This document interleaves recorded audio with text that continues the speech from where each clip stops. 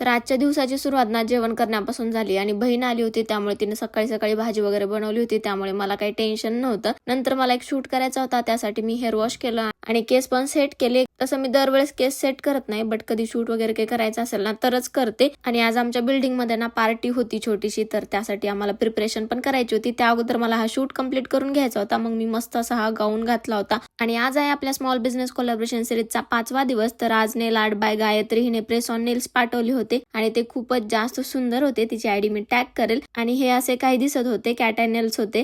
त्यानंतर हा ड्रेस बघा किती सुंदर दिसत होता यार. नंतर मग हे सर्व जो पसारा केला होता तो सर्व पसारा आवरायचा होता. आणि नटापट्टा करताना एवढं भारी वाटतं, पण हा पसारा आवरायचं म्हणलं ना एकदम जीवावर येऊन जातं. त्यानंतर मग घर पण आवरायचं बाकी होतं. मग अगोदर घर आवरून घेतलं आणि नंतर मेकअप पण रिमूव्ह करून घेतला. आणि जोपर्यंत मेकअप माझ्या चेहऱ्यावर असतो ना तोपर्यंत मला असं काहीतरी मिसिंग वाटतं. नंतर मग लगेच फेस वॉश पण करून घेतला आणि या टिश्यूजनी फेस क्लीन करून घेतला. एवढा मेकअप केला होता म्हणल्यावर स्किन केअर तर करणं गरजेचंच आहे, त्यामुळे अगोदर सिरम लावलं. आणि हे सर्व करून ना मला जायचं होतं खाली बिल्डिंग मध्ये प्रिपरेशन करू लागायला.